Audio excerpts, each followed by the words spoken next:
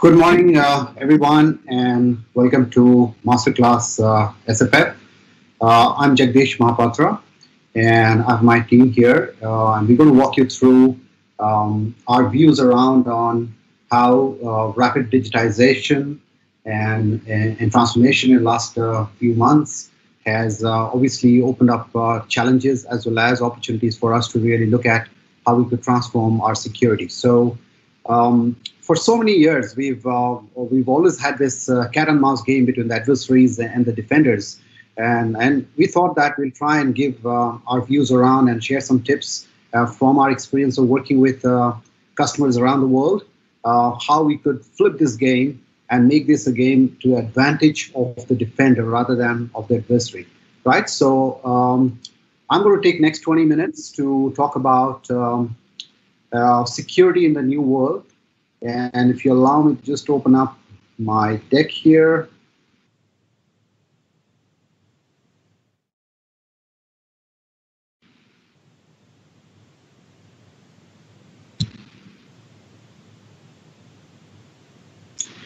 I hope it's the deck can be seen. So what I'm going to talk about is cybersecurity for post-perimeter world. And why do we say that? It's largely because of what we've seen in the last 8 or 9 months, that we've been working remote, working from home, wherever your choice of the organization is given you.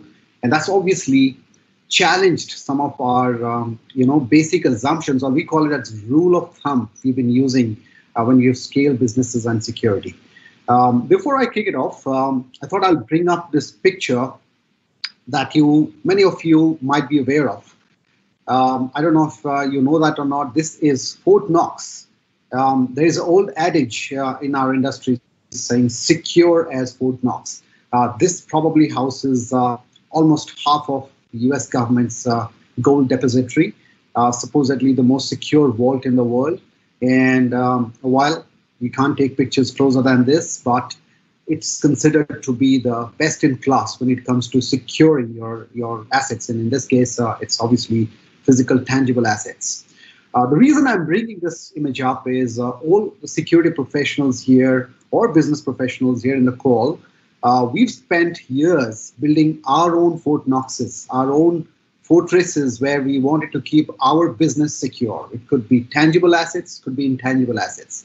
And then comes this absolutely epical moment of our life which changes the way we've done business, the way we have lived or worked or learned. And it completely throws off some of these basic assumptions that our well-defined business models will work. We're starting to see a massive shift. Now, what does that mean from a security point of view, right? So we'll spend a little bit around that. We did this survey at the middle of the pandemic, and no surprise, the whole globe, the whole world has been working from remote. Right here in Singapore, almost 3/4 of us have been working from home or remote. We're starting to really see some ease out there. But it potentially tells us that in future, the way we will work or the way we'll conduct our businesses or will engage with our customers and consumers is fundamentally changed. So let's dig a little deeper around on what has been our learning. So we did a survey with about 2,200 plus business and security professionals around the globe, as you can see here, across different countries. And we spoke about their experience in the last 6 or 9 months that we've been living through. And let's listen to some of the things they've told us. As you can see there, ransomware seems to be one of the biggest menace that we have been facing. Now, if you dig a little deeper into this data here, out closer to our part of the world, in Singapore, you can see there in Japan. Let's talk about Singapore. Almost 46%, half of the organizations have accepted that they have been hit by ransomware at least once, and almost 1/4 of them, it's about twice. And that tells us that while we've been trying to work towards transforming our work and business models, our adversaries have actually lifted their game. They have actually enhanced their attacks in different and sophisticated ways. And this is an example, like in picking these up countries in our region, we have seen significant increase. There are some goodness here as well. But the point here that we got to know is from our adversarial world, they haven't relented. They have in fact stepped it up. Okay, so I think we can see here that there is some goodness. When I look at it, 76% of them told us that it has resulted in their upgrading their security software infrastructure, which is a good thing, which means we've realized that some of these adversarial attacks are going to be of a different nature, and hence probably some of our assumption of security that worked in the past may not work. So they have done that. Some have upgraded their people skills as well, which is a great thing to know. But right across, you can see there that almost 27% of them paid a ransom, okay, during their attack. And on an average, it was almost close to $1 million plus US dollars that they paid. This is just ransom. And I'm talking about the repair work they had to do with security technology upgrade and people skills upgrade. That's a massive cost. And I think if you look at from a Asia Pacific point of view, the numbers are, again, pretty startling, right? So that's one food for thought, and I'll come back and circle about what does it mean when we look at way forward. When we look at other aspect, and this is a nice journey. If we were to have this conversation with some of our customers and some of you in the past, I would say a nation-state behavior or nation-state adversary wasn't really always on top of everybody's mind. Everybody thought that I'm not the target for a state adversary.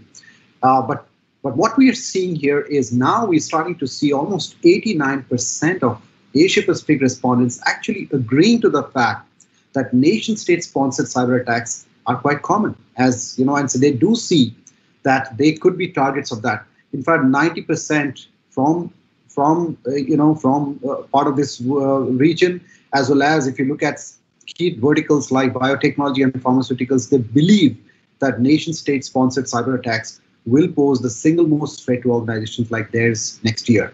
Now, what does that mean? What does a nation-state adversary look at? In our following speakers, you will hear a lot about the adversarial world. And when I said why we want to flip the game, we want to really give you some views around on what's not working from a technology point of view in the new world that we are living in. What do we need to learn about these adversaries so that we're better prepared? And what can we do with the technology and our people? And when I'm saying people, employees at large, that will help us fight this, this battle moving forward. So I'm going to give you some key points for us to remember, which will use this theme through and through.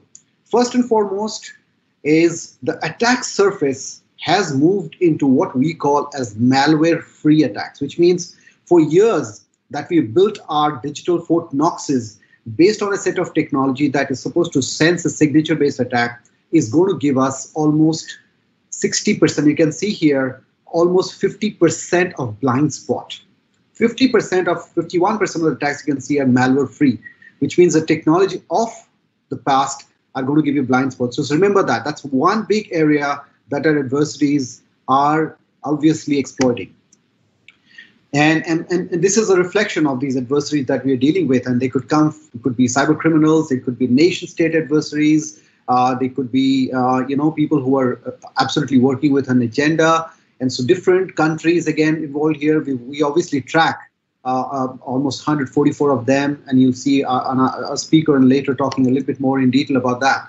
But I think what we need to remember is what does it mean from a point of view of, so we said 51% being malware free. What does it mean from a speed point of view as attacks are getting more sophisticated? We have a clock called breakout time, which basically brings out the whole process. When you have an adversary approaching you, if you're a target, this is typically the process it goes through from a point of view of a payload delivery to escalation of privileges, which obviously gives them a better access to your systems. Then there is a credential theft, which obviously allows them to stay hidden, undetected with the technologies. And then they launch what I call a lateral movement. When you have a lateral movement from one machine to multiple machines, think of it like what we're living through in COVID. If infection from 1 to 100 to 1,000, the outbreak becomes absolutely uncontrollable. So what you got to keep in mind is, are your defenses, whether it is people, process, and technologies, are they faster than the breakout time of your adversaries? And what breakout times are we talking about? I'm going to pick up a few examples for you. We've got a Russian adversary, call them bears. We got a North Korean adversary, call them Cholima. we've got Iranian adversary, Chinese adversary, and cyber criminals. And let's look at what could be the time they actually need to really break through your systems if they are successful, and what time do they need. If you look at this little race that's going on, it's more graphic, but you can see here the result coming up is that if you're dealing with a bear, which is a Russian adversary, you actually have less than 19 minutes to get your act in place in terms of being able to detect that attack, be able to understand what's going on, and be able to remediate.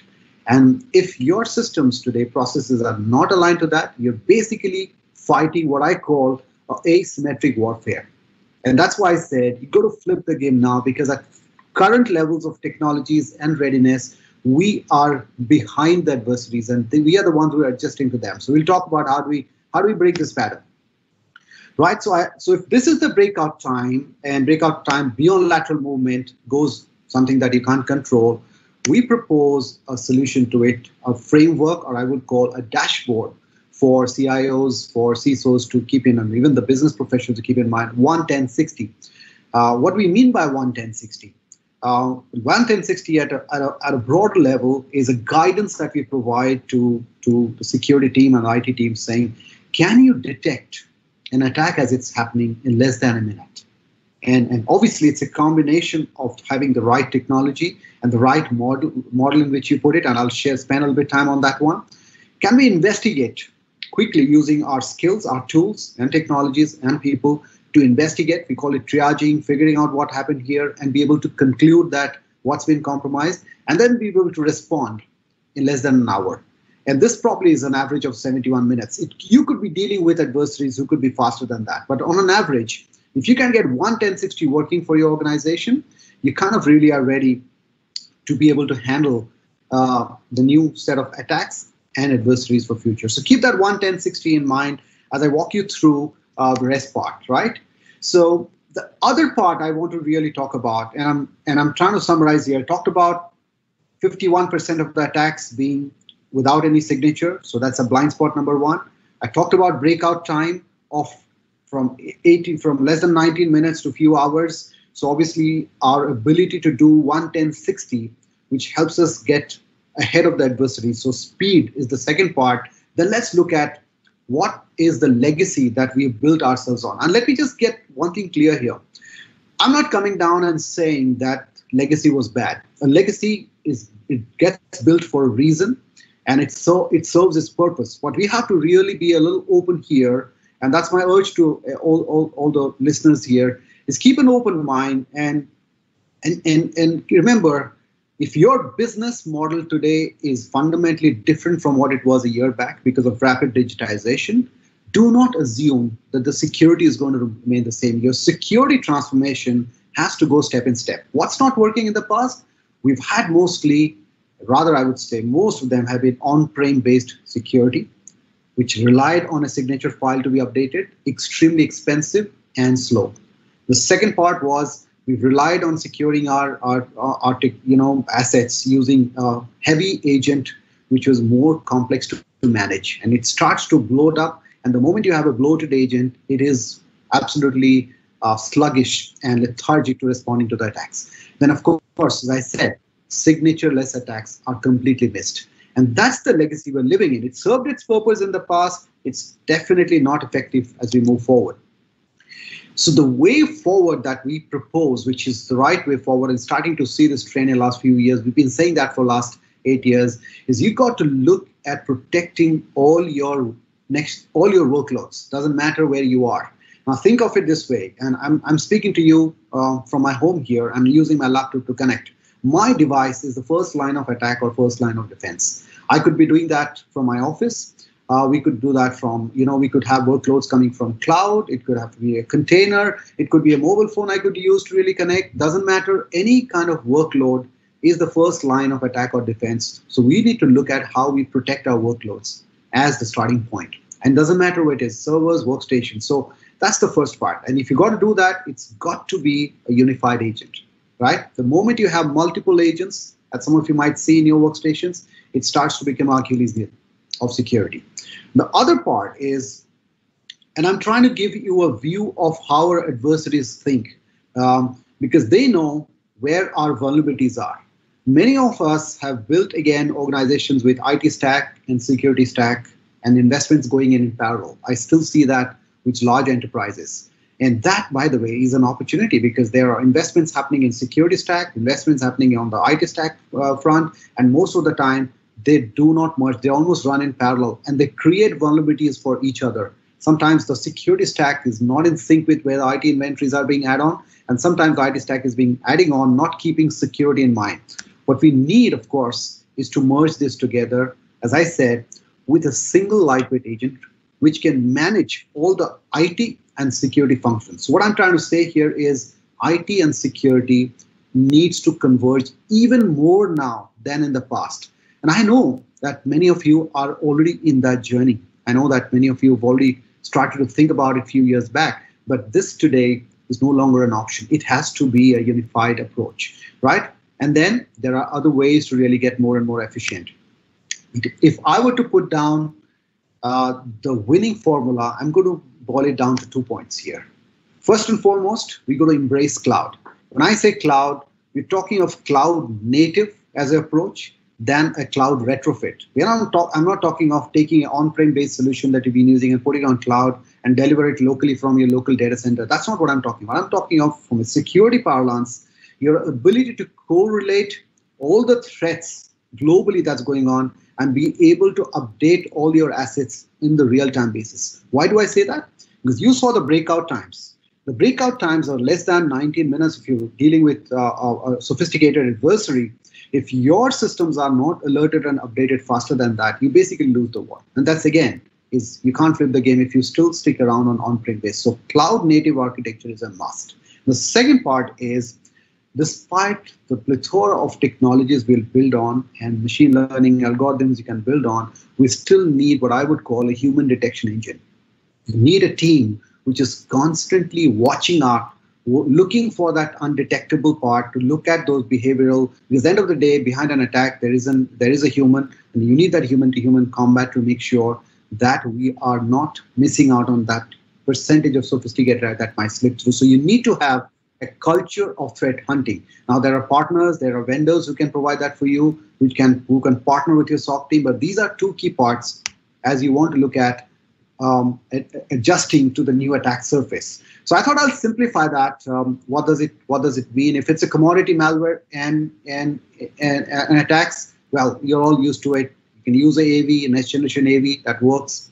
If you want advanced level attacks, obviously you have to start embracing technologies like EDR, MDR, and other aspects. But remember, delivering that through cloud, because on-prem again slows you down. But there will always be those hidden attacks, which you basically have to see how you can do that. We offer, obviously, Overwatch as a service, which is our threat hunting, but make threat hunting a part of the culture as you build your security architecture. That's something that we don't have a choice on. You don't believe me? Look at all the breaches that have happened in the last 6 or 9 months, and the story is extremely predictable there. And the adversaries know this very well. This is why this is what we profess. And as we move to the next level, obviously, as our devices, our workloads, workstations are on the first line of attack or defense, we have to build a culture and an architecture of zero trust. We have the next speaker who's going to talk about how we can build a zero trust architecture around our enterprise, but that I don't think any longer is a choice, right? So if I were to summarize, what I've said so far in 3 parts in terms of key takeaways, I would say embracing cloud, the cloud native architecture, and stop relying on signature only technology is important. Whatever products and technologies you have, you've got to turn on all the features. It comes down to really making sure all the features are on, roll it out and turn it on. Second part, invest in expert human threat hunting. You've got to expand your team with your ecosystem, whatever your ecosystem is, your vendor, your partner.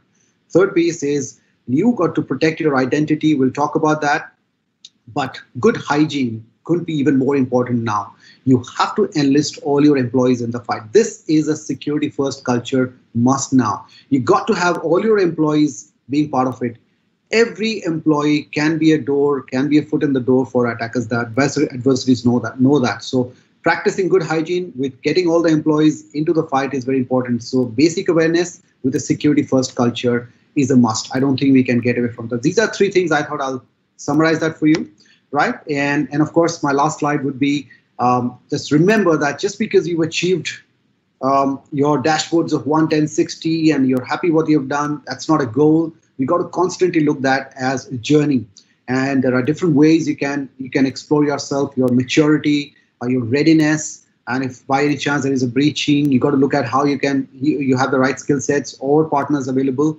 We of course provide a lot of advisory in this space, but make sure that you have a retainer contract with a choice of your partner or provider who can really give you these services available. Make sure that's part of your playbook as well.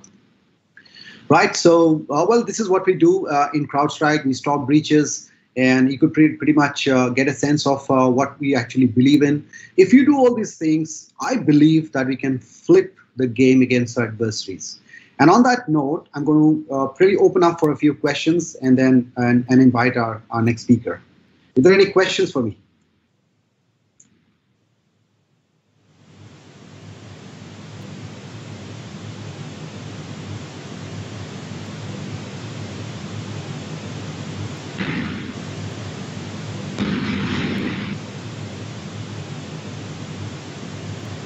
Okay, looks like I've not been a provocateur enough, Ajit. So on that note, I'm going to invite our next speaker.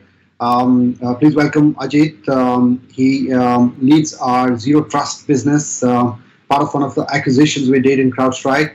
I will let him speak about what he has to share from his experience. And obviously, we are very excited to have Priyam family with us, and obviously it will be a key part of our offering as we move forward. So I will let Ajit kick it off. Over to you, Ajit. All right. Can you see my screen? No? You can? Okay. Let me make sure that I can. All right. Oh, there we go. Thank you, Jagdish. So, well, as Jagdish mentioned, you know, as you start looking at the threat landscape, as you look at digital transformation, there are a lot of techniques that people are going to tell you to use. And what you're going to have to end up figuring out is, yes, all of these techniques are amazing. They work well for organizations, but there's the reality of your situation. There's a reality of your organization. You have things that you've kept for years. There's things that you want to change. You want to move quickly to the cloud, and you want your vendors and your partners to enable that. So what I'm going to talk about is how you can do zero trust, especially in a financial industry where you have so much that is on-prem, so much that's in the cloud, so much that's moving. And how do you ensure that you do that in a way that doesn't require you to rip everything in a minute, but allow you to transition carefully? So, as Jagdish also mentioned, I was the founder of Priyam Security, which was acquired by CrowdStrike, and it helps us drive zero trust and explain how it all comes together for our customers. So, we're all looking to transform financial institution security. There's no enterprise that says, or no financial institution that says, we're not going to do it. Everybody's doing it. The pandemic is accelerating it. But there's also the reality of it, right? We are doing digital transformation. We need to do security transformation. You can't do one and ignore the other. But while you're going through this, just if you look in the last 6 or 7 years, the amount of spend has gone up 3x. But the number of threats has gone up 4x. Something is not working, right? We're spending more, but while we're spending more, we're not getting the return on our investment. And if you think of it from a financial standpoint, if you're not getting the return on investment, you need to fix what is wrong. And the first way to fix something is to understand. And so the way you do that is to understand, okay, well, what are the components that matter? And the first thing that matters in any organization is people, is identities, is accounts. You know, what are service accounts? Which are privileged accounts? Who are your contractors? Who are your normal employees? Who are your executives? Just an understanding of the identities helps you know what's going on. The second component are the endpoints. Are these laptops? Are these servers? Are these laptops that belong to the organization? Are these laptops that are personal, especially as people are going remote? Just an understanding of the endpoints matters. And the third large component is the network. Is the user internal? Is the user external? Is the user coming to a data center application? Is the user going to the cloud? Just an understanding of those three entities, and then combined with analytics. What's normal, what's normal for users, what's normal for the organization, what's normal, what's abnormal behavior. Automation, how do you respond? Can you automate the response? Can you do some things in a manner that allows you to cut that time from detection to response? As Jagdish mentioned, these numbers like 10 minutes sounds great. That sounds like a lot of time, but 10 minutes is a long time when an attacker gets into your organization, especially when it's ransomware that's moving through your organization. And then finally, an understanding of the applications, which ones are critical, which ones are not, which ones need step up and risk-based authentication. You take and you start to get an understanding of it. One of the very interesting things you're going to notice is that 4 out of 5 breaches have something to do with credential theft. It's great that someone got malware into your organization, but how do they move laterally? They have to have credentials. They need to go from one device to the next device. They need to go from the next device to a server. They need to get into the organization to be very effective. So if you want to focus on 80% of the problem, it's identities. You need every other component. It's a good understanding of identities, but identities by itself is not sufficient. Identities together with the endpoints matters. If you think of it, the phrase that you want to remember is workforce, employees, and workloads, all the places where people come from and all the places people go to. If you combine all of that and you get an understanding of identities, you will go very far in your digital transformation in a manner that's frictionless. And the reason why I say frictionless is anytime you involve your employees into the security fabric, there's friction. If I force you as a user to access every application, and every time you access the application, I force an MFA, it's not going to be multi-factor authentication, it's going to be multi-fatigue authentication because you keep doing it. And the more you do something without thinking about it, when you do have to think about it, you'll forget. So what's really important is when you do multi-factor authentication, it should be for something that really matters. I'll give you an example. If you're a user and you're accessing a set of applications on a data center, and that same user, as a user, you go to the cloud, if there's been no change to your security posture, should we challenge you again? That's literally what happens today. You're moving from one authentication platform to another, you get challenged. Or if you're doing something in the cloud and you come on-prem and your security posture has changed, well, we should challenge you. Those are the kinds of decisions we have to make, and those decisions are really hard today, especially for your organizations, because all these platforms are very independent of each other. So to be able to do these right, we have to give you the ability to understand identities in a very unified way so that you can take action. And that's really what Zero Trust can do for you. I'll give you some examples of Zero Trust, and then I'll talk about a reference architecture that could work. The one that we are going with, of course, there are other ways to do it. But if you do Zero Trust really well, not only can you get more secure, but you can also do it in a very cost-efficient way. Your financial institutions, there's 2 things you care about, right? The first is risk. How do you reduce it? The second is how do you get the value out of the platforms? So let me talk about some use cases and explain it, and I'll actually go into detail about one of them, which matters to all of you, especially relevant to the statistics that Jagdish just shared with you. So the first is gaining visibility. I cannot tell you how much we have learned over the last 5 or 6 years as we've talked to customers. The smallest enterprise with 100 users to banks with 125,000 users, that they do not know who the accounts are. It's really hard to know where your service accounts are. Do you know which service accounts have privileges? Which accounts have privileges based on group membership, by delegation? Which users are from your contractor that you've terminated? Just an understanding of what those users are and where they are is really hard. Not only is it hard to do it on one platform, it's really hard, especially if you have a single sign-on platform like an Okta and you have Active Directory on-prem. Just getting that information in one place is the first step to reducing your attack surface. And reducing the attack surface reduces your risk. So when you start to say, okay, I want to do Zero Trust, the first thing you want to do is to understand all the identities. What are they doing? What's a service account? What's a privileged account? Which users, who are your executives? Understanding, excuse me, which service accounts are behaving interactively. You shouldn't allow it because that means somebody's in your network. So just get that first visibility. That's very important. The second is to be able to stop the spread of ransomware in real time. Malware is going to get into your organization. You saw the statistics. I don't have to share it with you. But how can you prevent it from doing that lateral movement, from doing that privilege escalation? If, for example, we can set up something that says, hey, this credentials showed up from this endpoint, and 2 minutes later it showed up from another endpoint. That's not normal for us. What if we force a multi-factor authentication on that user's account? Immediately, that even though that malware has spread from one device to the second, it can't do anything. It can't go to the third. So if you are forcing a change because of a change in behavior, because you saw those credentials show up in 2 or 3 different places, if you force an MFA in real time, you can actually reduce the impact of ransomware even if it got into your organization. Another example is just getting threat coverage. We have things that we've been dealing with for 20 years, pass the hash, golden ticket attacks, things that we've been dealing with for the last 20 years, remote desktop. This is becoming a big deal, especially because of people working remotely. RDP to an organization. Do you allow it? Do you don't allow it? Do you allow it to your domain controller? Did you know that you allow it to your domain controller? Those are the kinds of things that are really hard to detect, much less stop. If you do zero trust right, not only can you detect these kinds of threats, but you'll also be able to respond to it. So doing zero trust gives you the ability to understand, but also respond. Now, what does it do for you when it comes to things like reducing cost? These are great examples for financial institutions because you have a lot of legacy applications, and much as we would like it to move to the cloud, some of those applications are going to stay for a long time. What if you can enable MFA on some of those applications, risk-based, without changing the app itself? Let me give you an example. You have users going to a sensitive application that if it was written in, I don't know, who knows, an SAP app or a COBOL app, the authentication request goes to a domain controller.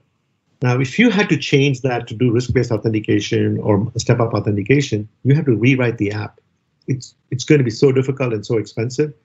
What if, when the authentication is happening, we can hold the authentication and we can do an MFA trigger off of Duo or Okta or Azure MFA, verify the user, do a push to their phone, verify that user, and then let the credentials be verified by the authentication platform, and then give them access to the app. You maintain security, you allow them to do their job, and you don't have an analyst chasing down every single threat that you think you see. So now you've just added more security without adding cost, just because of the way you built your policies. You can do adaptive authentication. Again, sometimes it's deterministic, sometimes it's adaptive. And you can do that across the board. You can say, go back to my old example, right? Where you have a user who's on-prem doing things and then going to the cloud. If there's no change to the threat posture of that user, if they're coming from the same device, if they've been doing this before, you don't have to challenge them again. So you can start getting more and more effective with security while reducing the friction that you introduce for your users. You can do the same thing for privileged access management. Traditional PAM or privileged access management is very cumbersome. It takes forever to do, and it takes a lot of cost to deploy and then to manage. But in this kind of real-time world where you can say, well, Mr. User, you use your privileged credentials. We're just going to verify who you say you are. You can start to reduce the cost because you're now focusing on the authentication layer, not on the application. And then, there's more you can do, like UEBA, user behavior analytics, a very difficult technology to deploy. If you just focus on authentication and identities, you can start to reduce the cost and impact. So zero trust has a lot of value for organizations. It's just that making sure that you understand how you want to do it. Here's one example, because as Jagdish talked about ransomware, I just want to give you an idea. Is as you look at the full attack chain, right? Access, persistence, privilege escalation, credential access, and lateral movement, and command and control. When you look at a typical ransomware attack, here's one place with all the blues where zero trust can help you. It's an amazing technology that that you can deploy and get value out of very quickly without doing too much to your network, because we're leveraging what you've already done, like Active Directory, like an MFA platform, like an SSO, and we're just building in some pieces to give you that visibility and control. And ransomware is a great example because so many of us are being impacted by it, and it's so devastating that you should try and do clever things to cover it. You can't just solve it by brute forcing a solution. So let's look at what that means. When you do zero trust well, there's 3 components to it. And regardless of who does it, you look at Forrester, this is the recommendation they talk about. The first is segmentation. What does that mean? You need to know who your identities are. You need to know where your devices are. You need to know where they are. I mentioned this a few times. just knowing where your identity stores are, what your identities are doing, which ones are stale, which ones have weak passwords, which ones are misbehaving, that is your first step. Visibility will probably take you very far. But by itself, it's not sufficient because you still need to understand when there's a change, how do I respond? So what I normally tell people is you need to have the ability to get the identity, the behavior, and the risk on one side. You need to be able to respond on the other. And the response cannot be like the old days where it was all block, block, block. You need to have a grayscale. You have allow and deny the two extremes, but then multi-factor, re-authenticate, isolate, SMS, text. And you tie them together with a flexible policy engine. Every organization is different. So when I say automate threats, let's say you see a credential show up from a new endpoint of a support user. You may allow it because you see support users going to a lot of endpoints because they're trying to help employees. If you see it from a contractor, you may not allow it. So that policy engine that ties the identity, behavior, and risk with the response has to be very flexible. When you see threats, when you see credential scanning, when you see lockouts happening, you can automate your response. So first you segment, then as you detect threats, you can automate the response. And the third is verification. Very, very often, you're going to see suspicious activity, but it's not malicious. Why should you have your security operations team chase down every one of those things? What if you can do real-time verification? You can write a policy that says, if you're coming from a managed device and you're going, which is a threat or a lower risk, and you're a privileged user and you're going to a sensitive application, which is higher risk, we're going to verify your identity with MFA. If you're coming from a device that's not managed, we're going to block it. You can start to make those kinds of decisions. And when you do those kinds of decisions, not only do you get the value that you're looking for, the control and the visibility, but you're also reducing the cost of getting that value. So when you do zero trust, the first thing you do is segment. Second, you build the automation. And the third, you take active steps to verify. And because it's a policy-based solution, you can decide how you want to respond for your organization. It's not a one-size-fits-all. And what that does for you is as you start to think about it in financial institutions, and I'll show you 2 or 3 examples here in a minute, the first thing you do is you reduce your audit and security risk. This is one of the things that I was surprised by because we would be called by enterprises that say, we failed an audit. People found our service accounts weren't being tracked well. People found we had privileges in places we didn't think. Just an understanding and reducing, the segmentation is a great place to look. The second is to detect threats with automation. I mentioned this before. Just want to reinforce it. Really, really important. The time from threat detection to compromise is going to get compressed further and further. Attackers are going to get smarter and smarter. They're going to come from different places. Your users are remote, your users are internal. Just that visibility and control is going to be really hard. You are going to have to respond in real time. You cannot do it with, okay, we found out, let's triage it and figure it out. Just take the first action. Force an identity verification. Block something, put them in a separate network, quarantine them, block that IP from doing something. You want to do the simple things to keep the business going without stopping everybody from doing their work. And if you do it right, you can also reduce the challenges. That's why frictionless is very important. You don't want to do it in a manner that I'm going to show you in a minute, but you want to do it in a manner that's not only consistent for you, but it's consistent for your users. So what does that mean? How can something like this come together? Again, I'm going to try and give you a very generic way of thinking about it, but there are many different architectures for this. I'll show you how one of the ones that we do today for our customers. And when I say customers, today for the Zero Trust platform, about 1/3 of our customers are financial institutions. It's really powerful. It's something that they all care about. And now that we're part of CrowdStrike, it's getting even better and bigger. So how does that come together? So the first thing you think about is you need to have a management console that is able to take this data, and the console can be in the cloud or not. Starts to bring all that information together in one place. It could be from your on-prem Active Directory. It could be from Azure AD. It could be from Okta. It could be from Ping Federate or Federated Platform. It doesn't really matter. You bring all that information together, and you start to build a profile of what's happening on the network. And let's assume suddenly one user decides that he wants to go to an on-prem app, and the authentication request goes to your Active Directory. We can hold that authentication request. We can push a notification to the user's phone. The user verifies, yep, this is me, I'm accessing this application. The credentials go to the domain controller. they're verified, and they're in. By the same token, many of your users are remote. If they did the same thing, we would follow the same process. We would figure out on the authentication platform that they're using the cloud whether they are who they say they are. And you can start to now pick up a lot of this behavior. You can also walk before you run. You can just do only detection before you do enforcement. So being able to tie your on-prem directories, your cloud directories, get a unified view, understand the threat landscape, decide when you want to respond, is a very, very simple way to do zero trust. And if you notice, we're not talking about adding so many new components. We're talking about leveraging what you have today, but leveraging it in a manner that's more effective than you've been able to do in the past. We're not asking you to go change your applications. We're not asking you to go change all your directory structures. We're just saying that you pull it in the right way, you build the right policy, we hit the enforcement points where we can, and now you have the value. So before I finish, I'm going to give you a few examples of how customers have done it, because that's, more than me saying this is valuable. I'll give you some examples of what customers have done. When you look at just segmentation, not even talking about automation and verification. We had a customer that was looking to divest. This is a Fortune 500 industrial firm. And they were looking to divest the two organizations. And one of the challenges was, okay, it's a 100-year-old organization. How do we separate out who accesses what? The first thing they did was they just went back and looked at the platform and said, okay, where are our users? What do they access? Where are they accessing them from? Just getting that view for them allowed them to do a divestiture, not only to do it faster, but also to do it in a manner that didn't cause the user any problem. A second one is in retail, where you had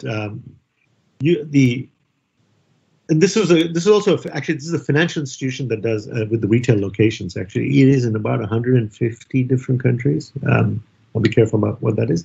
But what they had was a lot of legacy applications and lots of service accounts.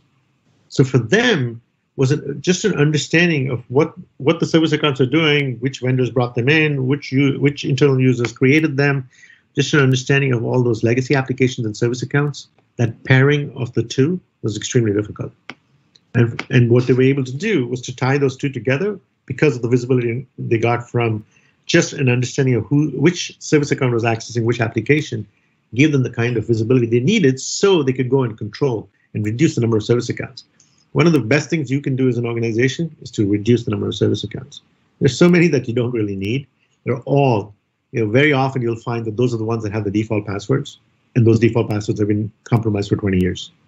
So once you start to get that visibility, you can identify with an approach like this. You can even identify which accounts have weak passwords, which one of those passwords show up and have been pawned, which one of those are code words in your organization, which one of those are easy to crack. You'll get that kind of information, and when you have that kind of information, you can go and take action. When you talk about automation of threats, the goal for us is to get you down to under 5 minutes and go to real time. Here's an example of a credential attack on an Exchange server. And one of the reasons why this was being done was to do a denial of service on the entire network. Because if you can do credential attack on an Exchange server, all of those accounts get locked out. When those accounts get locked out, you have no visibility, and the attackers can do whatever they can do because you're getting so many service desk calls from the users. So being able to detect when a credential attack is being done, then it allows you to take action, and when you take the action, you can prevent your service desk from focusing on things they shouldn't be focusing on. Another example is just detecting behavior anomalies, just login behavior from your users. Very often, and the stats are terrible on this, very often what you're going to find is about, the number is in the range of between a quarter and a third of your users are going to try and find out if they have access to things that they shouldn't. It's really, really risky because these users, not being malicious, but they're just trying to find out. They're not even insider threats. They're trying to find out what's going on in the organization and what access is there, what applications they might have access to. It's something that we're getting better at controlling, but just being able to know that can save you time and money. The last one is just verification, right? This is a COVID example. This organization had over 100,000 users that were sent home in the beginning of March, and they needed to get remote access, and they didn't have the opportunity to give them enterprise laptops. So the users had to go to the cloud in Azure AD, log into VDI, and from the VDI, log into the enterprise network. Very hard to do because you don't know the posture of every one of those endpoints because those are not managed endpoints. But because you're using credentials to control, you can start to see, okay, they did come in, they did the VDI, is their behavior the same as it used to be before? So it was something that was done within a matter of weeks for an organization with over 100,000 users. The flexibility of zero trust when you start to figure out how do I take identity and how do I combine identity with behavior and endpoints gives you this kind of control. And again, I mentioned this thing about just reducing service desk calls. You can start to do that with just simple things like account lockouts, just getting a better understanding of it. So that's in a matter of what it is today. What is going to be in the future? I'll show you where people are going, right? Here's a reference architecture from a very well-known company out of Seattle called Microsoft. If you followed their philosophy, this is what you will end up with. These are the number of products. I think it comes to about 22. You have to do analytics in one place. You have to build applications in another, take identity from one place, and then automate it all. The biggest challenge with that is not to say that it won't be done well. The biggest challenge with that is knowing that you got the coverage that you're expecting. Instead, if you focus again on the 80% problem, here's how you can do it. If you think about identities and endpoints and applications, remember what I talked about in the beginning? So what we are doing as a company is we are building this identities from the Preempt platform, endpoints from CrowdStrike, combining the analytics and the automation and the network from Preempt and CrowdStrike, and a knowledge that CrowdStrike does a really good job of understanding applications. Now we have good coverage because ultimately we want to give you frictionless zero trust. And the way you do that, again, for segmentation, automation, and verification, is you shouldn't have to care about identities. You shouldn't have to care about applications. You should just say, I know my network's segmented. I know I can run automation rules, and I can verify in real time. And we should be able to handle all of that in the back. And that's what you will start to see over time. And that's really what frictionless zero trust is going to look like. And we're well on our way to doing that because we have all the building blocks to do that for our customers. So that's all I had. I know we're trying to get Q&A, but don't know if that's easy enough to do or not. But if there's a question, Ajit. Yes. So there is a question. Zero trust is very confusing to me at the moment. Is it micro-segmentation, multi-factor authentication, CASB, posture assessment, conditional access? So where do we start? What is the first thing we need to do? So the first thing you need to do is visibility. You just need to know who your users are, and you need to know where your devices are. And you're right. If you don't follow that process and start small and figure out where you're going, it'll be really hard. Because if you understand who your users are and where your assets are, then you can talk about what kind of segmentation do you want to do. Do you want to do cloud-based segmentation? Do you want to do identity-based segmentation? All of that requires visibility. So the simplest thing to do is get better visibility of your users and accounts. Once you do that, then you can start to get down the path of zero trust. Don't try to do everything at the same time. Start with visibility, then you can get control.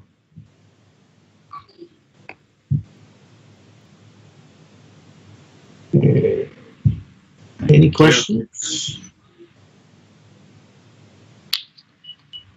Anybody in the audience, if you have any question?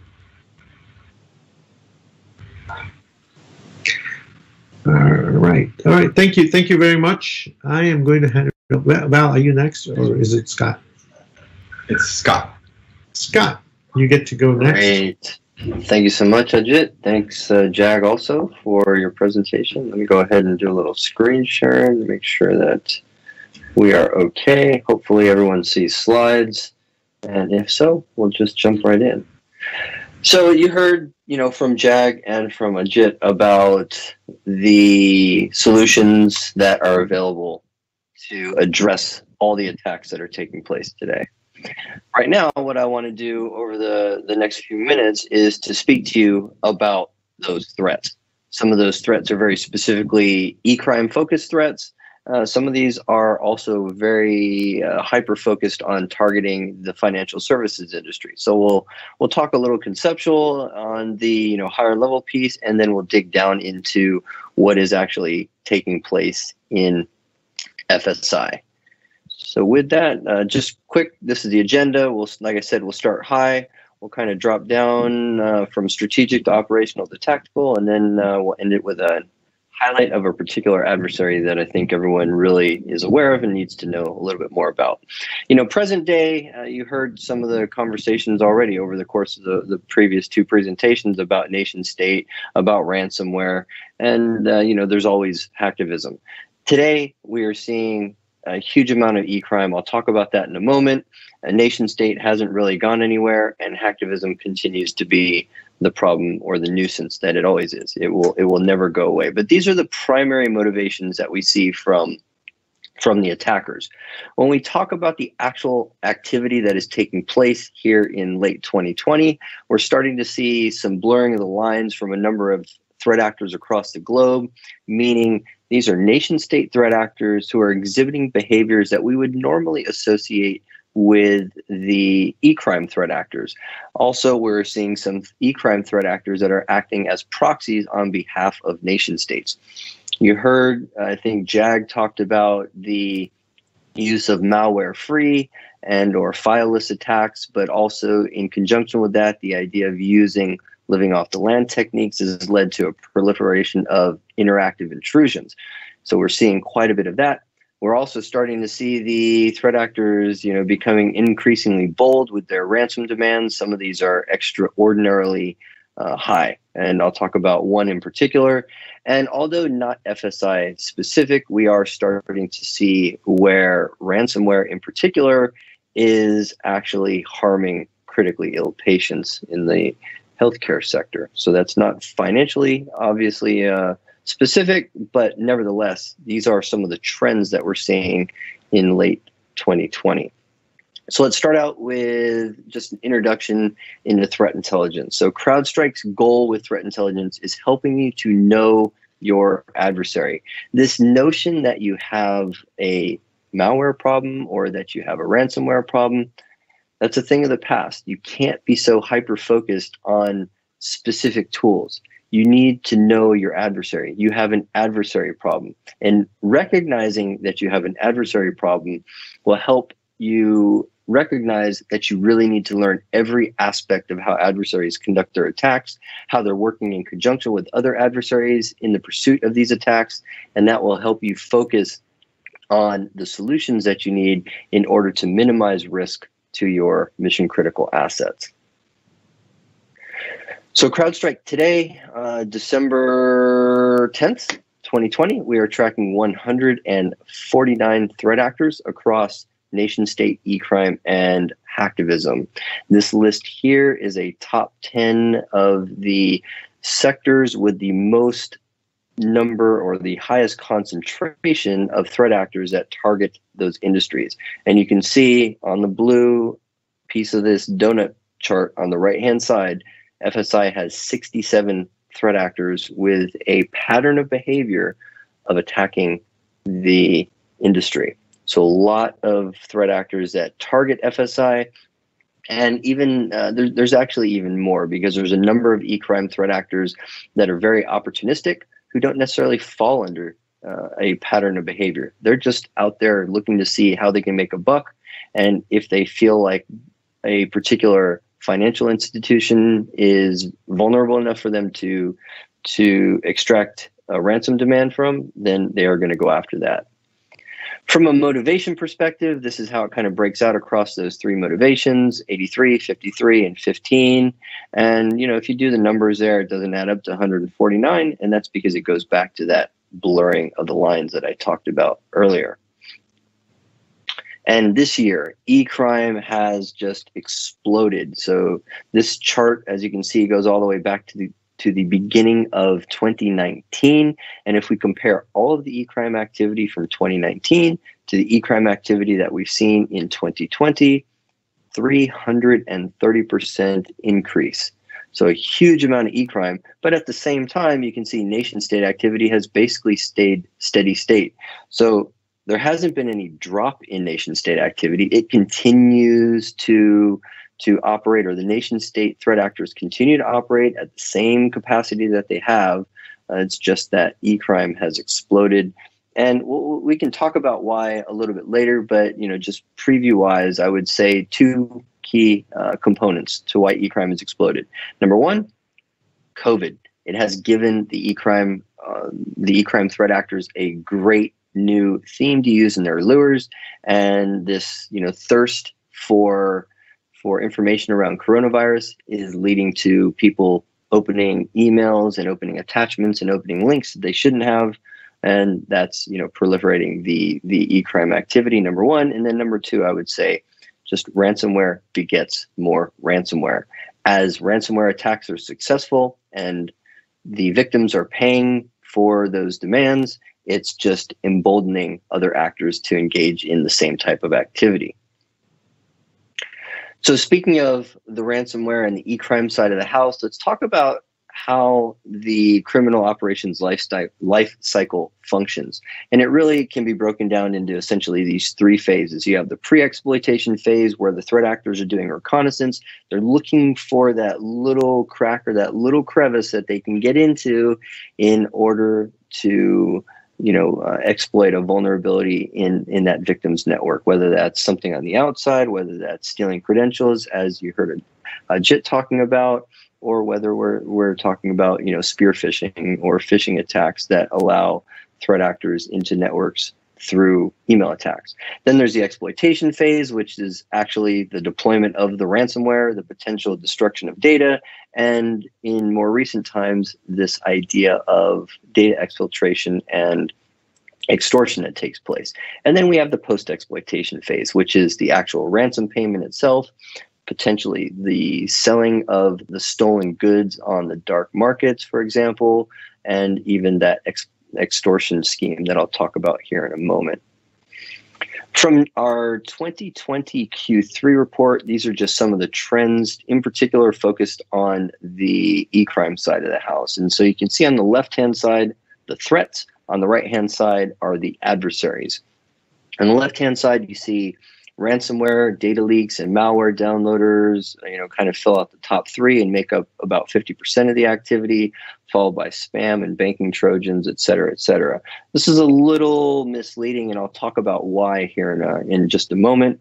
On the right-hand side, you can see groups like Wizard Spider. So you are probably familiar more with some of the tools. So Wizard Spider is the threat actor responsible for TrickBot, responsible for Ryuk. Pinchy Spider, responsible for the Revil or R-Evil ransomware. Mummy Spider, aka Emotet. Twisted Spider, aka Maze Ransomware, et cetera, et cetera. So you can see quite a bit of activity there. Wizard Spider, as a general rule, is usually at the top of this chart. They are usually the most highly active threat actor across the globe, or at least they have been over the course of the last 7 quarters, with the exception of Q2 this year. So let's take a look at some of the strategic trends, and in particular with ransomware, data extortion has exploded on the scene this year. Ransomware as a service is another tool that has just exploded in usage, and then living off the land techniques. And I'll talk about each of these in a little more detail, but living off the land techniques, meaning using native operating system binaries or legitimate third-party tools that exist on those compromised endpoints and using them for nefarious purposes. And I think you heard Ajit talk about this a little bit earlier with like remote desktop, for example. How do you know the difference between your administrators on your network using remote desktop for administrative purposes versus the threat actors using RDP on your network to move laterally around it? How do you detect the difference between those two? It's very difficult to discern from a technological perspective which is which, and that's where some of those solutions that Ajit talked about really are exceedingly important to deploy. And let's talk about this data extortion piece, because this is an emerging trend that we've seen explode across the planet this year. And really it starts that after the threat actor has actually already made it onto the network. This is when they're doing that lateral movement using the living off the land techniques that I just talked about. And they're doing a little bit of reconnaissance internally. They're looking for the domain controllers, because ultimately that's how they're going to deploy the ransomware enterprise-wide and basically disrupt the entire operation. But then also they're looking for mission critical data that they can exfiltrate and use in an extortion scheme later. Next would be the actual exfiltration of this data that they found. So this is, again, that sensitive corporate data. Then they move to the deployment phase of the ransomware. This is where, as I said, ransomware is deployed enterprise-wide, disrupting the entire organization from being able to do any kind of business. Then at this point, once the ransomware is deployed, the victim has the option to pay the ransom, quite obviously, or not.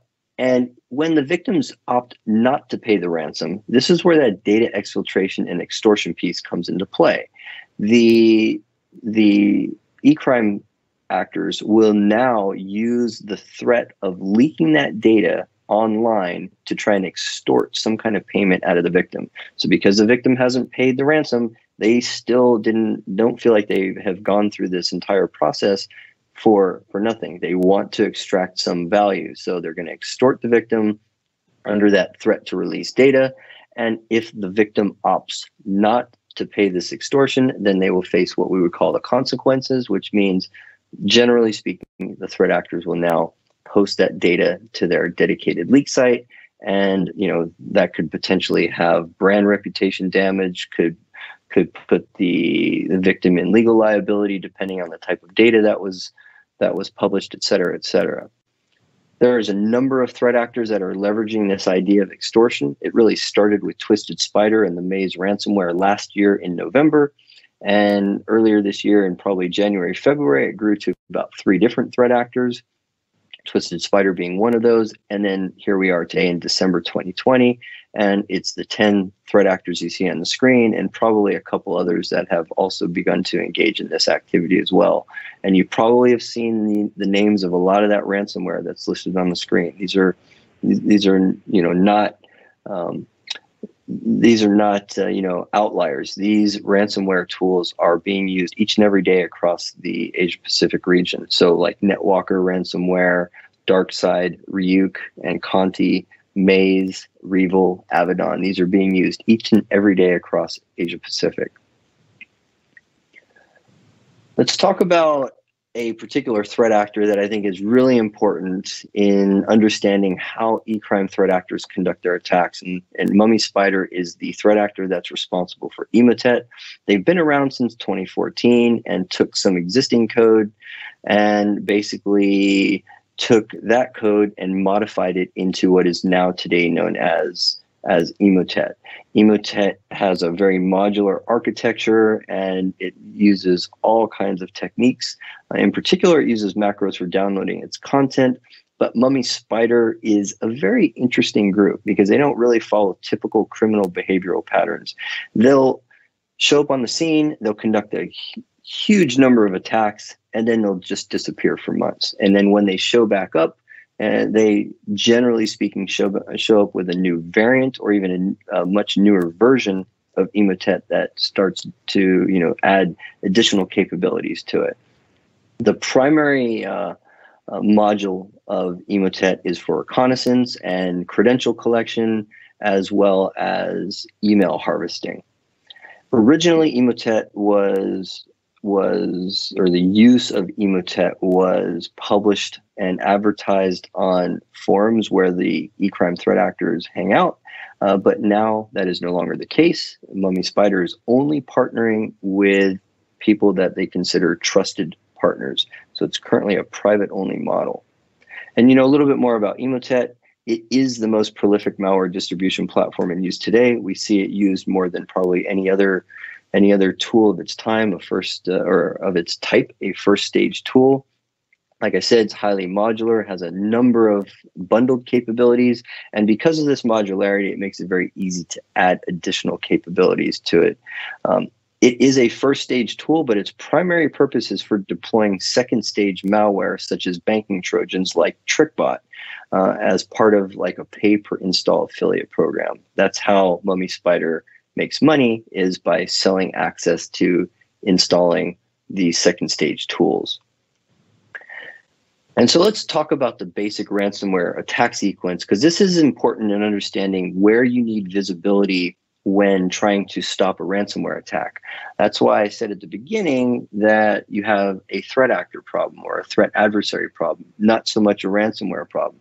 Because if you're so focused on the ransomware, you're going to miss the beginning part of the attack. And the beginning part of the attack all starts with, the malware downloader as, like we would call something like Emotet or maybe Bizarre Loader. Emotet being, again, the most prolific and most widely used tool, although Bizarre Loader is a more recent tool that's being leveraged by Wizard Spider, developed by Wizard Spider for their own use, whereas Emotet, as I said, is being used with multiple threat actors. So once the malware downloader gets on the system, then the banking Trojan is deployed, something like TrickBot by Wizard Spider or QuackBot by Mallard Spider. This is what then allows the threat actors to then conduct their lateral movement using those living off the land techniques that I talked about earlier, and then doing that reconnaissance, looking for the domain controllers, looking for that sensitive data, sensitive corporate data, the mission critical data that could potentially be exfiltrated, which does lead to the exfiltration phase.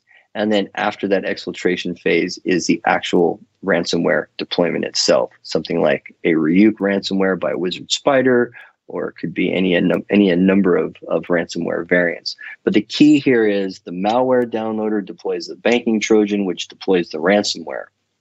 And these are sometimes the same threat actor, but more often than not, this is 2, maybe 3 different threat actors working in conjunction with each other towards that common goal of generating some kind of financial payout.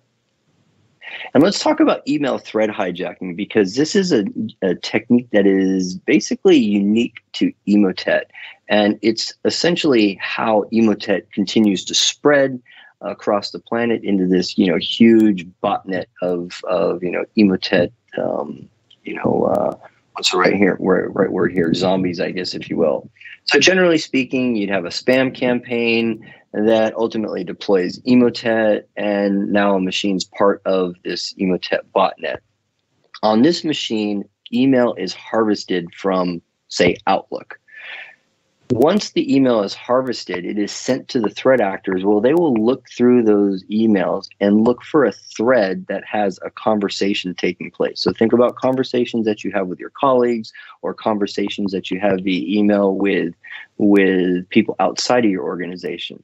And when you get responses to those emails, it looks legitimate, right? So this is what they're looking for. They're looking for a thread that they can potentially hijack for nefarious purposes. Once they've identified a thread, they're going to draft an email response and then deliver that response to the intended victim or victims. So the victims are receiving email that is not something new. It is part of an existing thread, so it looks legitimate, right? If you just get an unsolicited email from somebody, there's a little bit more curiosity there, like, is this legitimate or not? But when you get an actual response to an existing conversation you're involved in, there appears to be a much more legitimate air to that. So the reply is delivered, the victim opens the email, potentially even opens the link that's embedded in the email, or opens the attachment that has a malicious payload. And at the end of the day, oversimplifying it here, but at the end of the day, now Emotet is deployed on this machine, and it is now added to the Emotet botnet. And we basically start the entire process over and target more people and just continue to grow the Emotet botnet. Email thread hijacking is a technique that you need to really be aware of and really understand in order to make sure that you're able to identify what is in fact a legitimate response to your threads, or what could potentially be a malicious response. And Mummy Spider has a number of known partnerships. Some of these, I showed you on a previous screen, like Doppel Spider with Doppelpaymer, but Indrik Spider, aka Evil Corp, with Wasted Locker, and then a few others like Lunar Spider with Bachbot. I already mentioned Mallard Spider, and then a number of just criminal groups that have not yet been attributed and given names. You probably know some of those tools at the bottom. And now let's drop down into some of the tactical highlights. And I know this one is not financial services specific, but I wanted to highlight it just because of the enormity of the ransom demand. I mean, I think it's a bit crazy to see that there's a $1.4 billion ransom demand that was levied at a waste management firm in September of this year. When the ransomware was deployed, the victim was required to pay 136,000 Bitcoin, at the time roughly about $1.4 billion. When it was originally deployed, they actually were only being requested to pay a little bit less than 99,000 Bitcoin, so just above 1 billion. But after the countdown timer expired, then it went up to 1.4 billion. This is just unbelievable. And this is orders of magnitude larger than we've ever seen from DoppelSpider, the threat actor who compromised this network. Previous record was 26 million. This 1.4 billion demand is the highest observed ever ransom demand. And what I find interesting is that this, again, is a waste management firm that was targeted, and the ransom demand was likely indicative of the perceived value. So if a waste and I'm not trying to make any positive or negative comments here about a waste management firm, but just consider that if a threat actor considers a waste management firm worth $1.4 billion ransom demand, imagine what they could potentially ask from a financial services company. So I think that's something to really consider and be cognizant of moving forward. Also, this is something that took place in August 2020, so a little over a little over 2-3 months ago, where there was a number of DDoS attacks that were basically claimed to have been perpetrated by Fancy Bear, a threat actor that is based out of Russia with a nexus to the Russian nation state. There was emails that were sent to the victims with claims of a small DDoS that would occur if the ransom demand of 20 Bitcoin, about 235,000 US, wasn't paid by a particular deadline. And if that ransom isn't paid, then these DDoS attacks will continue, will commence. And will continue each day until the actual demand is met and a ransom is paid. And the ransom will increase by 10 Bitcoin every day. So a number of Asia-Pacific financial institutions received these emails. A number of them actually sustained some form of attack, but in particular, the New Zealand Stock Exchange was probably the largest attack that we saw. A lot of open source reporting on this. They withstood about a week-long attack from these threat actors. Long story short, though, likely this was not Fancy Bear. This is not Fancy Bear MO. This is not something that they do. They're primarily involved in disruption, in geopolitics, and in intellectual property theft. This is generally criminal behavior, and likely was probably just a threat actor that was using the Fancy Bear name just to gain some automatic legitimacy. And then something more recent that we've seen is SolarSpider, a much more recent threat actor that's come on the scene, focusing on trying to get a new tool called JS-Outprox, which is a remote access tool installed on machines across various financial institutions in Southeast Asia in particular. This is a phishing campaign that took place in October and November, and we continue to see JS-Outprox being actively developed, and we continue to see SolarSpider very active. The way that they generally send this attack out is by using 7-zip archives via phishing emails, which contain a HTA file, which is a help file, and that's essentially how JS-Outprox gets installed on victim machines. And then last thing I want to touch on today is the adversary highlight of WizardSpider. I think we've all read in the news at some point over the course of the last month and a half where TrickBot was essentially, quote unquote, taken down by Microsoft, and then also the United States Cyber Command was also involved in some activity there, and we did see that, and we did see an effect from that. But WizardSpider, they basically are the most prolific e-crime threat actor on the planet. I talked about Emotet being the most prolific malware distribution tool, but if we talk about threat actors, it's WizardSpider. In 2019, they generated upwards of $100 million through the Ryuk ransomware and other revenue generation schemes. So they're very, very capable, very sophisticated, and they were very active in the beginning of the year with Ryuk infections. They disappeared from the planet in Q2, and then they showed back up on the scene in Q3 with a new ransomware tool called Conti, and we continue to see Conti and Ryuk both being used simultaneously, not on the same networks, but in multiple attacks. So we'll see Conti being used to attack a certain set of victims, and then we'll see Ryuk being used to attack other victims. How Wizard Spider is making that distinction remains a little bit unclear at this point, but the key here is that all their operations are coming in conjunction with Mummy Spider through Emotet deploying TrickBot, and then TrickBot deploying either Conti or the Ryuk ransomware. So if you're able to catch the deployment or have visibility of the deployment of Emotet, then you're on the path to preventing a major ransomware outbreak in your organization. In addition to that, they have undertaken some additional revenue generation schemes like selling credit card details as well as selling merchandise that they're purchasing using stolen credit cards. So, and then lastly, before we finish up, TrickBot takedown did have an immediate effect. There was a noticeable effect, but they being Wizard Spider have been pretty resilient, and the recovery has come along pretty substantive so far, and they're not back to full capability, but they're getting close. So what next? First thing I would say as a solution is, of course, listen to everything that you heard Jagdish and Ajit talk about. In addition to that, consume intelligence reporting. This can help you put all those disparate puzzle pieces together in a very vivid picture for you to understand exactly what's happening.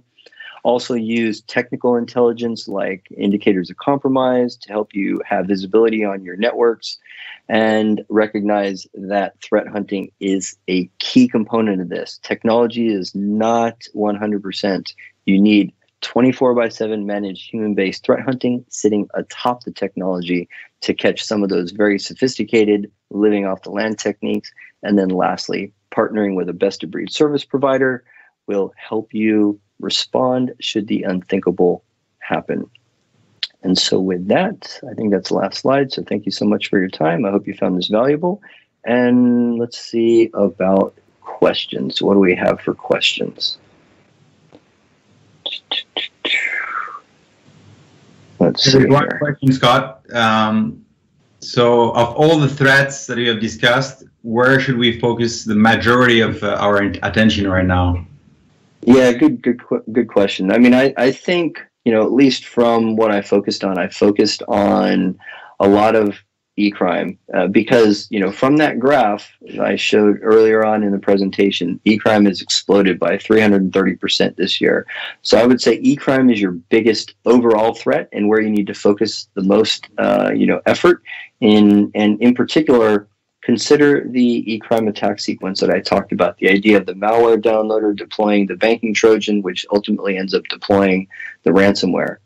Gain visibility into that attack sequence on your networks, and that will help you prevent these attacks from becoming major ransomware outbreaks. Having said that, from a nation state perspective, I will just mention that DPRK and what we would call the Cholimas, that's the name that we've given to the threat actors from DPRK, they are also probably on the nation state side of the house the most, or rather the largest threat to the financial services industry from a nation state perspective. So understanding how they conduct their attacks is also important as well. All right, any other questions? Let's see here. No other questions? All right, no other questions. Well, thank you very much. And now I will turn it over to Val to finish it off. Over to you, Val. Thank you, Scott. I'm going to share my screen now.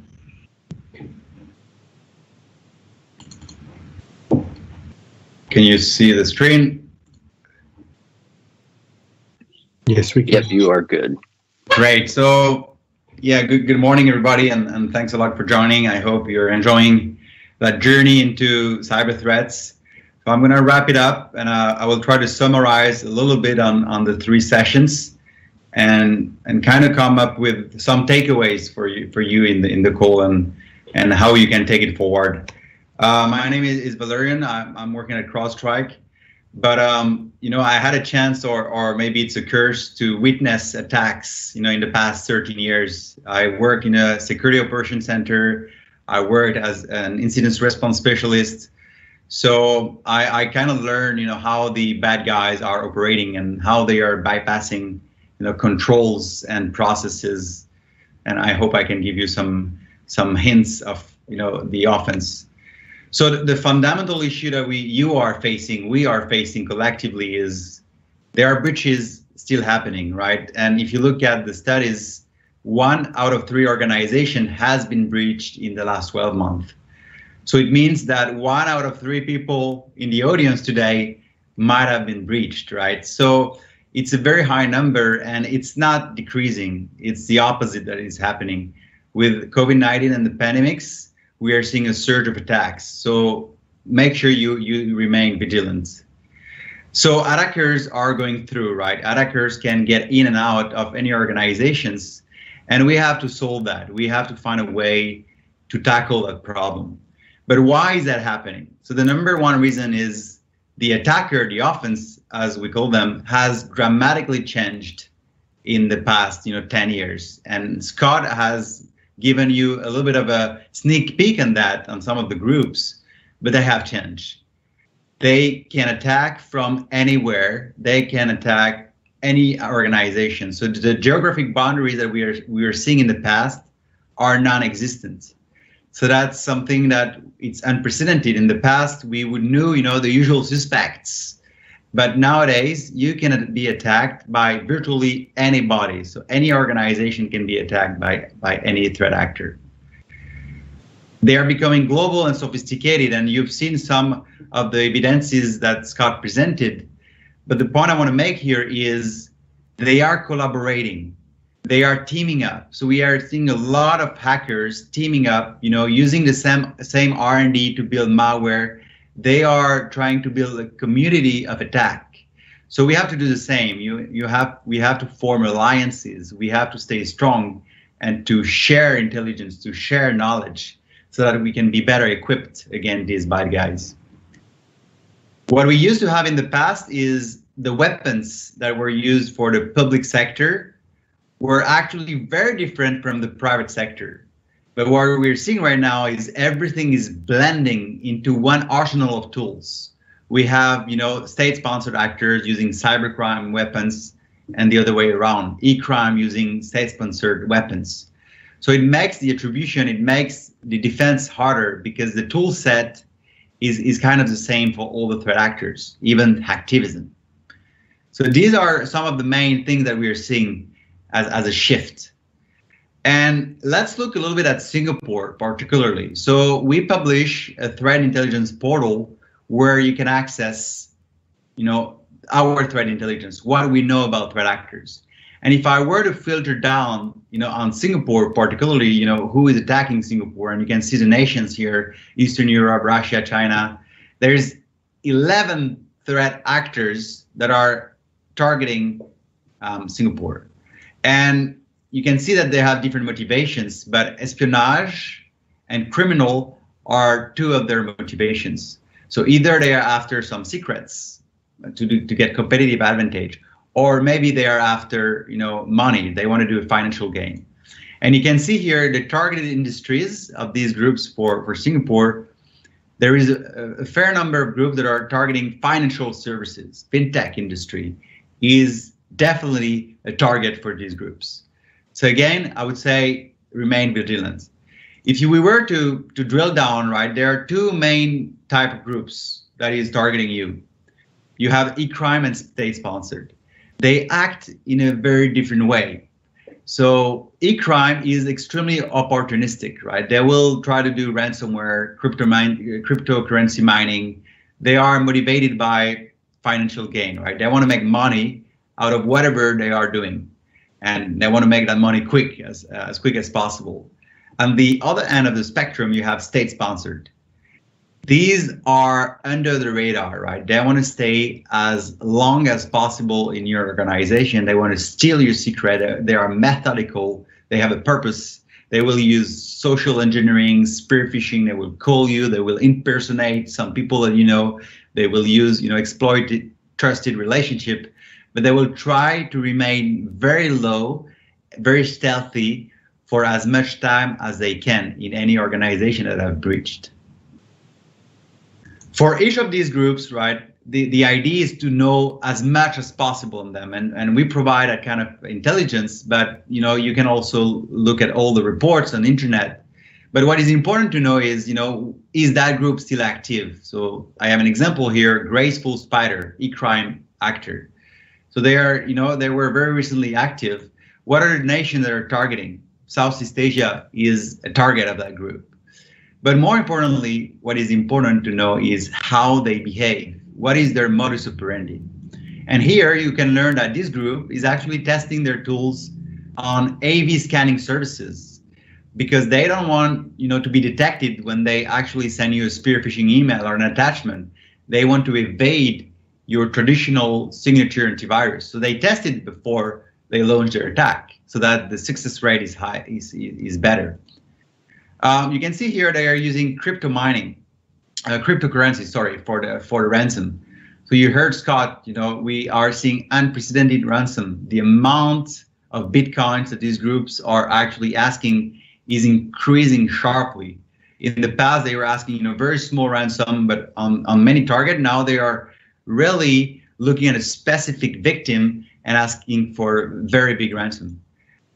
They are likely selling payment card via their criminal marketplaces, dark web, the deep web.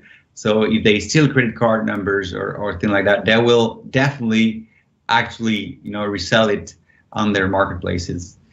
And then moving on, you can read on, what other thing they are doing. So they are using HTML attachments with links, because they know that, email gateways are a little bit weak on that.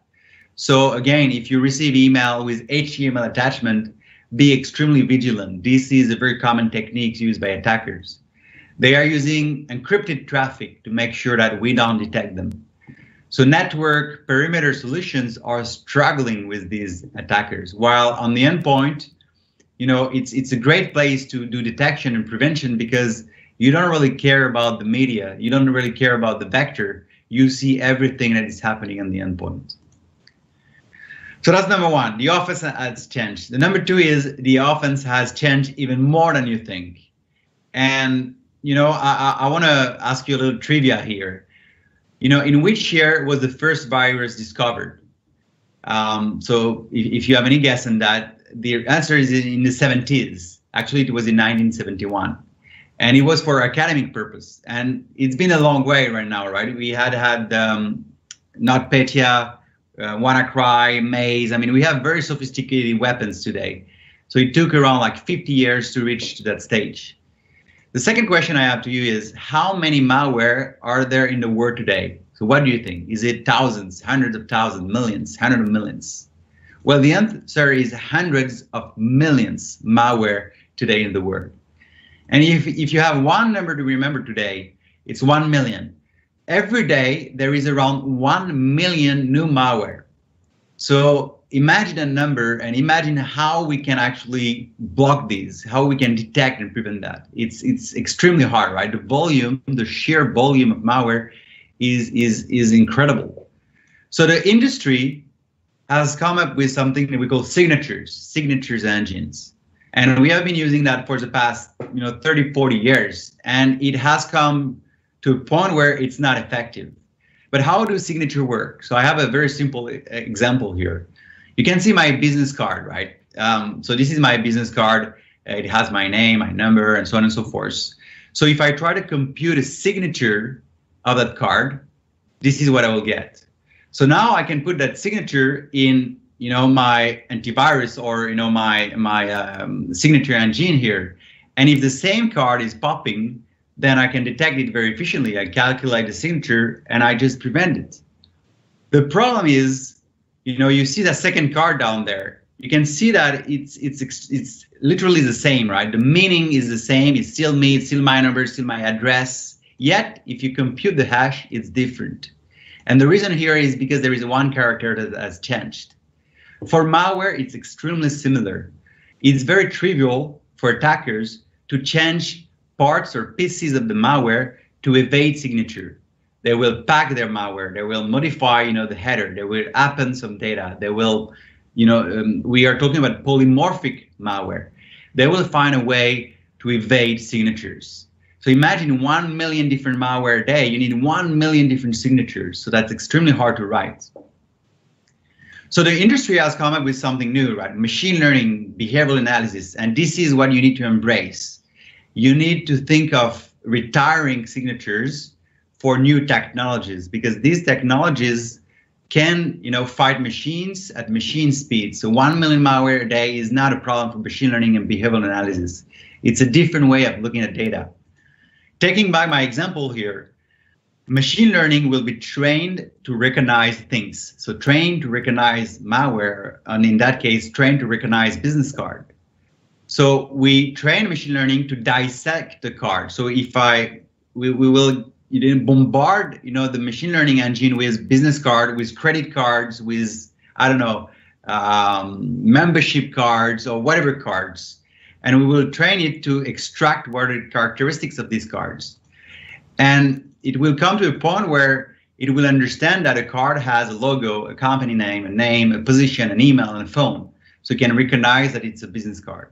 So now, if tomorrow you bombard it with another business card, or let's say another malware, then it will do the same, right? It will dissect it, dissect the business card, dissect the malware, and say, this is a business card. There is no question about it. 99% sure this is a business card or this is a malware. So this is what we are applying in machine learning, right? We dissect malware, and machine learning model has been trained for the last 5 years to recognize what is a malware. A malware might have networking capabilities, keystroke logging capabilities, injection capabilities. So you give it a malware, and it recognizes that it's malicious because it has learned, what is exactly malicious. So that's more on the technology front. But some of you might, tell me, but what if it's not a malware, right? Around 50% of the attacks today are non-malware. And, Ajit talked about identities. Stolen identities is a good example. People are stealing identities and using that. So how do you tackle, non-malware attacks? And it's become even more important because you can go on the dark web, you can go on the deep web, and you can just buy stuff, right? You can go, we have this infographic here, a bit of a joke, Amazon crime. But that's the reality, right? There are marketplaces where you can buy stolen credential, your stolen creation. People in this webinar today, my credential potentially. You can buy credit cards, you can buy RDP accounts, you can actually, hire people to perform a DDoS.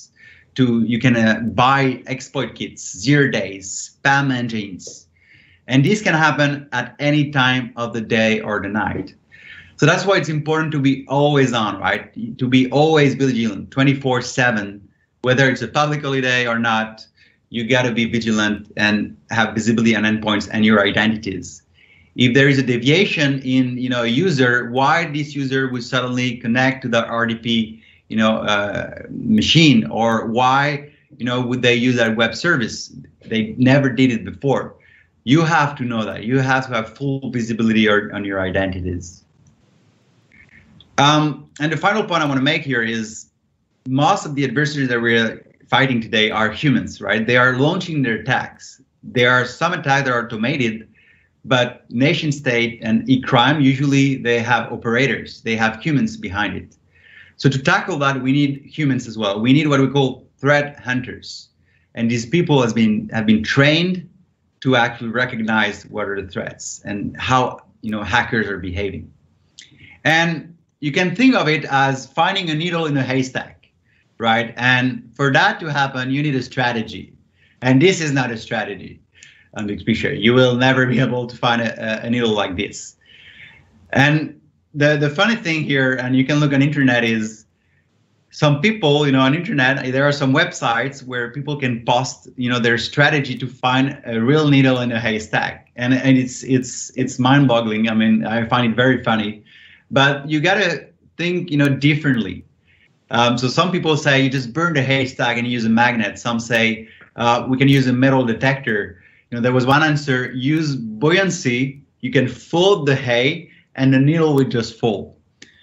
But I'm telling you all these things just because I want to make a point that threat hunting is a way to look at adversary in a different way, to think like adversaries, to understand how they would behave, to understand how they would compromise organization, how they hide.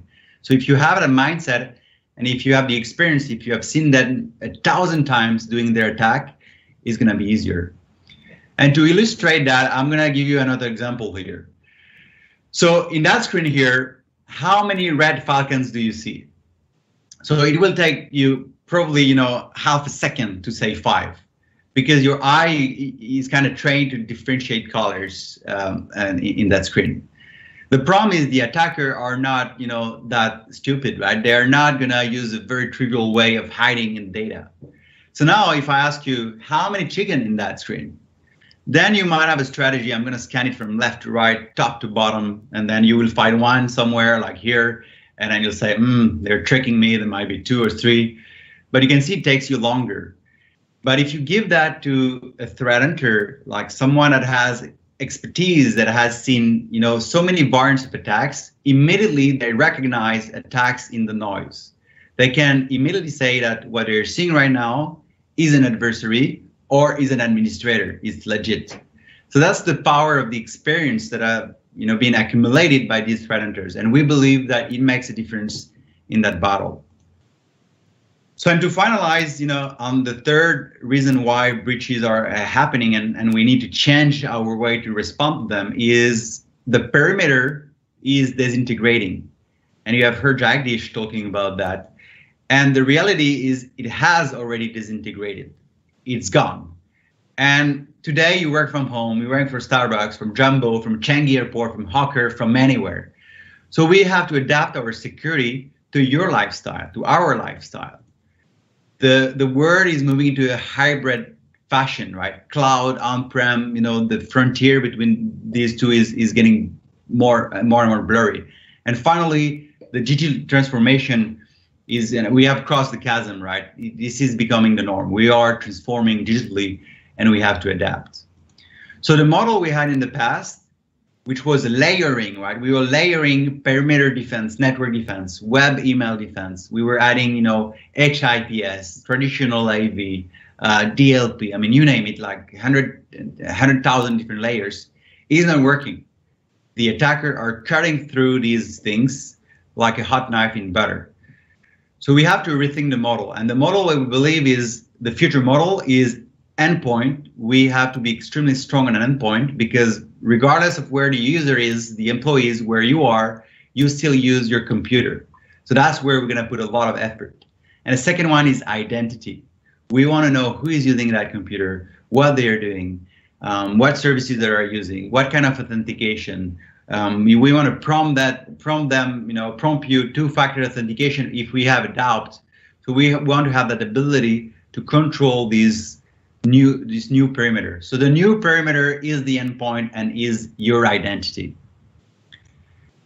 So the final note here is, maybe a lot of you would think, okay, we can build that on-prem, right? We can build a security solution that is on-premise, that is going to collect all that data, use machine learning, behavioral, and whatsoever, and make determination of threats. So maybe you will need one server for that, or 2 or 3. But the reality is, to do good security today, you need trillions of events. You need to understand everything about the identities. You need literally for each customer one full data center to understand security. So we have to move to the cloud. We have to get the data in a very agile, in a very, in an engine that can shrink and grow as the threats are growing or shrinking. So the cloud is inevitable. We need cloud delivered security for your endpoint and your identities. That is, it's a given, right? We have to trash the old model and move into that model of cloud delivered security. So on that, I want, you and I and everybody in the call and security vendors, I want to embark on a journey, right? I want you to think like an attacker. So these are the stages that an attacker can take. We got to be able to disrupt them in each and every single steps of their attack. Whether it's at the beginning or at the end, we need to understand what identity they are impersonating, what process they are trying to evade, what tool they're using at any stage. And if we do that correctly, if we collaborate, then we have a chance to actually stop breaches. So on that, I'd like to pause here and take any question. Well, there's one question. Everybody's talking about machine learning. How do you understand which one of them is better than another? So, I mean, I hear that quite a lot. Machine learning is a bit of a commoditized word these days. And I would say that everybody is embracing machine learning today. But on the endpoint, which is what we do at CrowdStrike, I think the primary thing you need to look at is the quality of the data. So the way you train a machine learning model depends upon the quality of the data. If you have garbage in, you have garbage out. So the thing is, at CrowdStrike, we get access to tradecrafts, to malware tools, to attacks that are happening in some of our customers, or we do incident response. So we have first-hand information into some very novel, very unique tradecrafts used by state-sponsored and e-crime. So not only we can trade our model on commodity threats, coming from VirusTotal, from partnerships we have, from things we're collecting, but we have also these unique tradecrafts that we can trade on our model. So our model can actually recognize commodity malware, ransomware, and also extremely complicated and sophisticated state-sponsored tradecraft. So yeah, the bottom line here is the quality of the data you train a model on is the #1 thing. Great question. Any other question here?